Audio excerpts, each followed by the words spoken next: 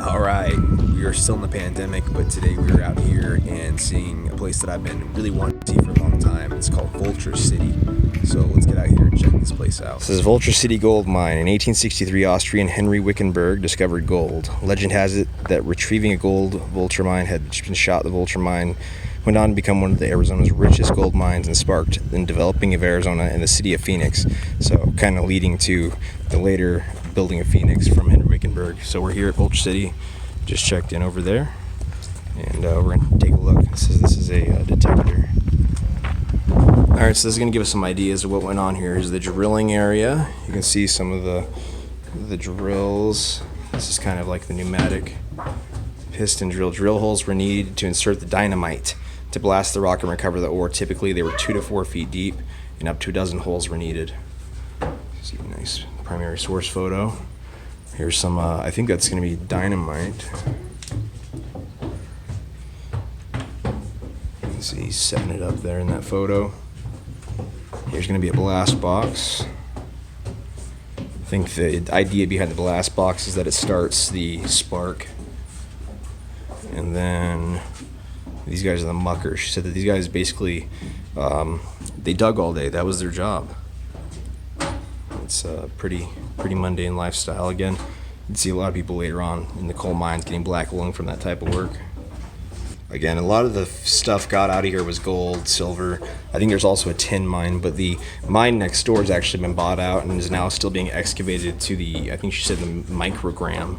So they're really getting all the gold out of there. We saw one of these while we were with our buddy over in Skull City, so you can see this type of mining technology was used across the board, really. And I think this is going to be one of the more technical mechanical drills you're going to see. There's the stone, and then this looks almost like a 50 caliber machine gun. It's pumped up, and I think that's going to be compressed air, I believe. It's going to be the other area over there that's now, they're doing gold mining pretty deep, so they're doing strip mining. So it's understandable that they're trying to get the stuff out. Hopefully they're saving as many artifacts as they can as well. Interesting is the competition. Rock miners would compete to see who was the best hand driller.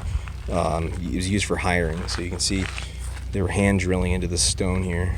Here we have a 1920 circa gas pump. You can see how simple it was. It's not a whole lot to it. And this is going to be the gas station here at Vulture City. Got a lot of old rustic stuff.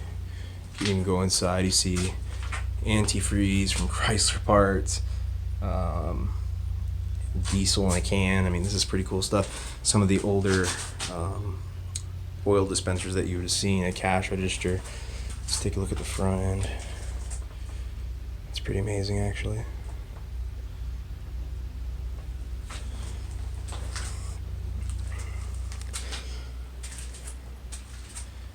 Says medical and health encyclopedia.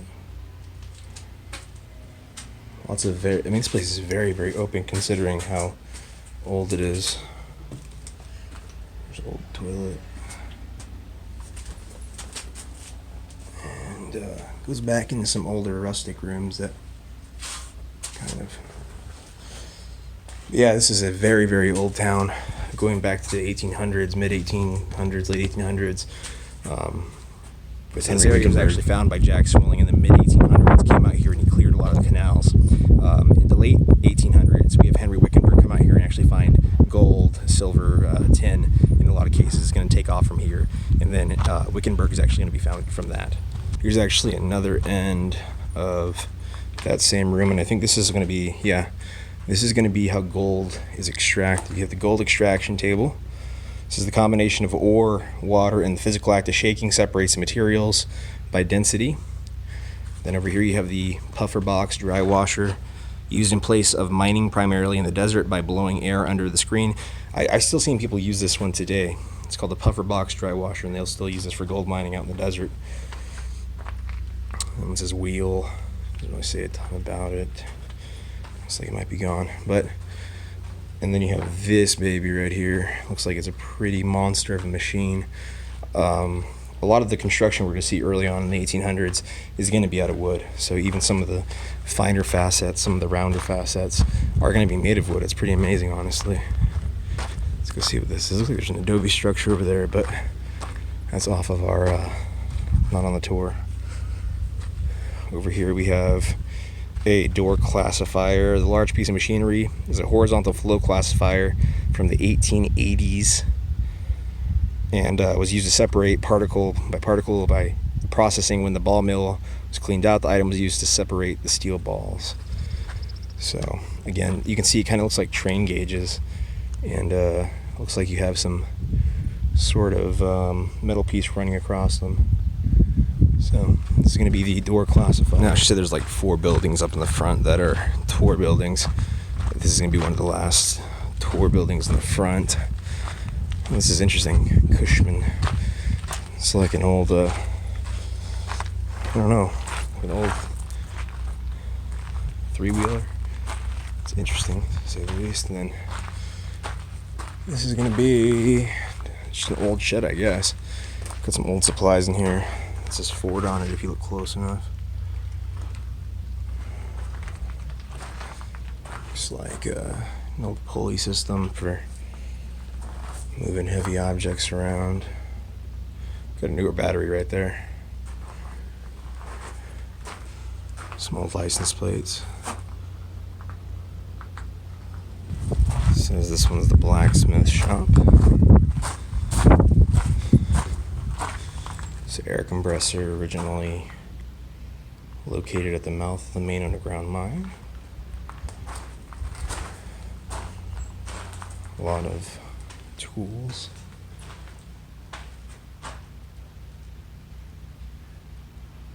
It says most people know. Oh yeah, I forgot this is a ghost town.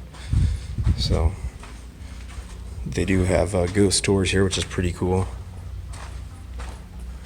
Place is truly rustic. I mean, a lot of places you'll see just kind of raw material from the old site that used to be here.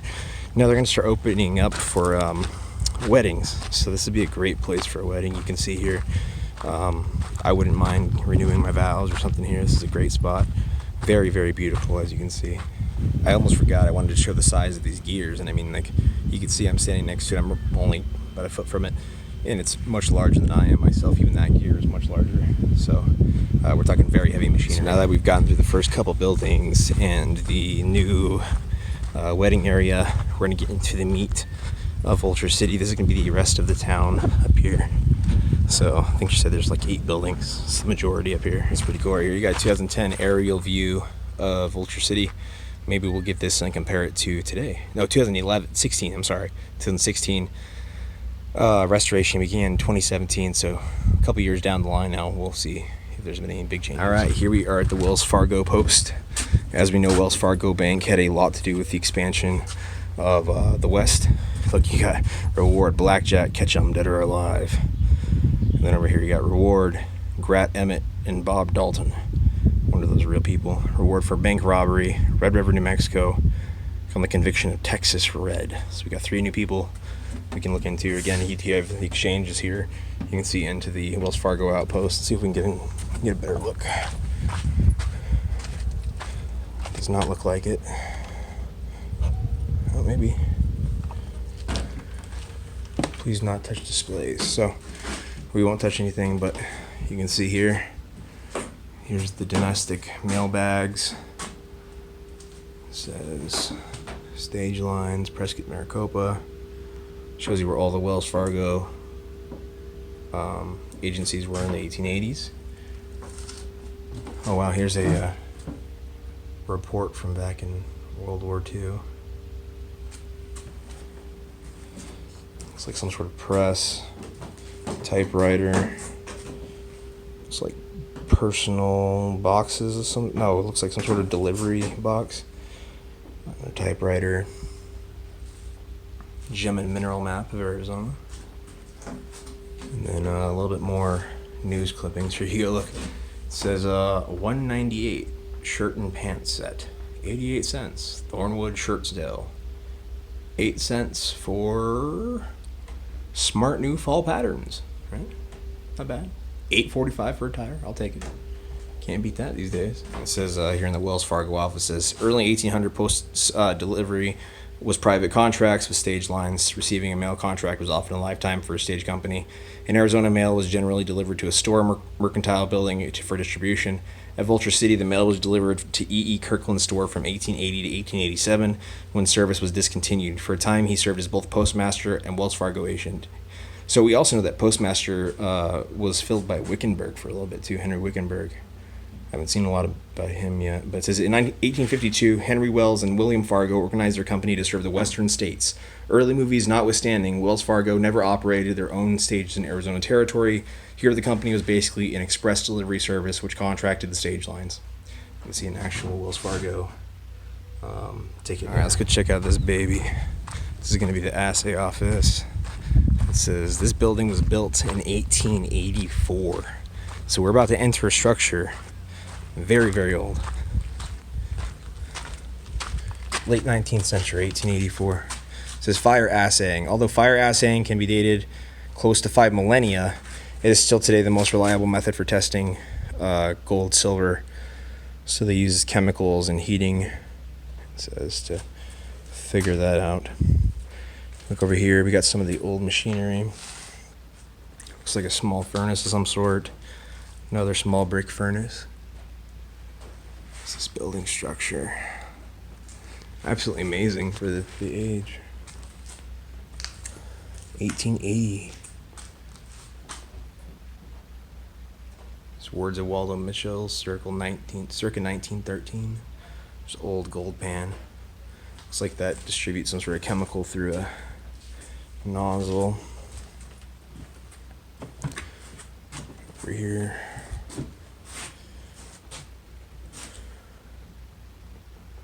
More chemicals. This open. This opens us back out into the front. This is bullion storage room. Vault underground. Gold and silver bars stored here before being shipped out. That's the shotgun guards. Dining room, kitchen. So, wow. Huh. You got a vault down here, huh? Holy cow. That's pretty neat, if I do say so myself. You can see there's some,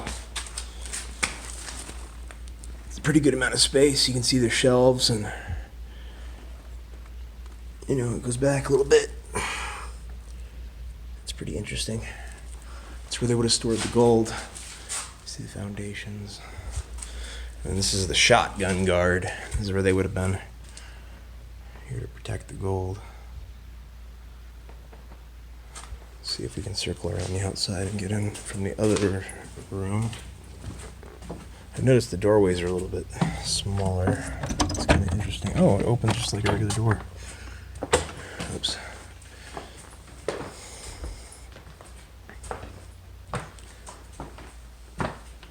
It's crazy walking through an 1800 building. Apparently, like I said, this place is supposed to be haunted. Maybe we'll come back for the ghost series. Get in here, you get more rocks lined up on there.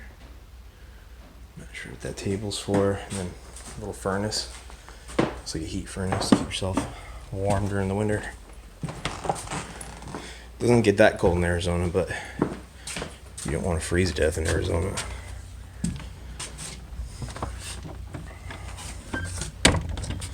Alright, well that was really, really cool. Apparently there's a second floor that we didn't see, but I don't know if it's open or it's probably not. This is an old vehicle. Still out here. It's got the frame. Absolutely gorgeous, but unfortunately a victim of history. Alright, let's go this way. We got, what is this? The hanging tree. Oh boy. Look at that. Wickenburg's house and hanging tree. 18 men were hung from the hanging tree for stealing gold ore. Please watch your step. 18 men were hung from this tree. That's pretty interesting to say. This tree's kind of, you can see it's supporting itself over here. 18 men lost their lives on this tree for stealing gold, for theft. So this tree was on the list by itself for revisiting history, but it's a tree, right? I mean, it's a tree that people died on due to theft. pretty interesting, I thought, to think that 18 men lost their lives on this here tree. That would explain, you know, you could imagine why this place would be haunted. All right, this is going to be Henry Wickenburg house. This is the old house, and I remember reading that it was destroyed, but it's not. It says the words of Waldo Twitchell, circa 1913. In rare old days, great many robberies and murders took place around Vulture. There were no railroads in these times, and it was a long, very perilous trip overland in wagons to Maricopa and the Southern Pacific Railroad, about 100 miles southeast of the mine. On one occasion, the superintendent was held up and murdered by 5 desperadoes who were after the cleanup or the regular shipment of bullion. They did not succeed in getting away with their prize, were captured by local vigilantes and hung by the neck until dead. It says to the limbs of the mesquite tree shown in this picture that we just showed out front. It is said that often the escort of the U.S. cavalry came down Fort Whipple in Prescott and escorted the bullion across the desert from Maricopa. So this is Henry Wickenburg's house. He made this place what it is today, and really made Prescott what it is. So Henry Wickenburg basically built the Southwest, and again, like I said, this is the hanging tree. Oh, that's pretty interesting. They got cameras watching the hanging tree. So during the ghost experience, I'm pretty sure that'd be pretty cool. But yeah, this is Henry Wickenburg's house. This one's kind of fun. You got the doctor, and then you have the brothel directly next door. So let's go take a look at the doctor. The doctor's office. A lot of people would have been treated for consumption in this era. A lot of people coming out west because they had tuberculosis, and they thought the dry could help them. So Doc Holliday was a dentist who came out here, had consumption. He was born out here. All right, this is the same building as the doctor's house and the brothel. You can see the adobe structure kind of hiding out underneath the stucco. Coming into here, couches and stuff, and then kind of things you'd see in a brothel, I guess. It's a little weird. Anyway, it's kind of cool, but it's the era, right? It's more of a kitchen area. I guess people gotta eat, right? We got a nice piano. Another bedroom. Pretty crazy. I think people were here in the 1800s, back when this place was so hostile. Alright, looks like we got about 2 more buildings left with the bunkhouse and then this place up here. Let's go take a look and see. Oh, no, maybe 3.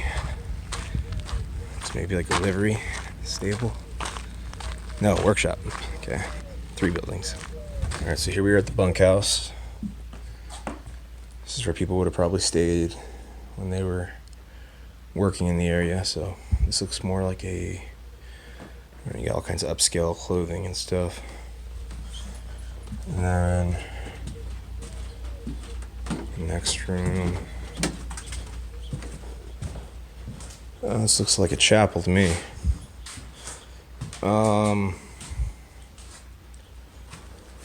lot of old bottles, kind of hard to see what they are. Old Bob Miller, sarsaparilla. Oh, that's interesting. It's like the sarsaparilla ripped off that, right? If anybody play Fallout. It's like an old school record player. It's a hoist shaft, it says. Oh yeah, on top of the hill, like they said. Some old Caballero art. And then, looks like it said they're still using the chapel, apparently. Probably for the weddings. You can see the sound speaker up here. And then, the pulpit. Alright.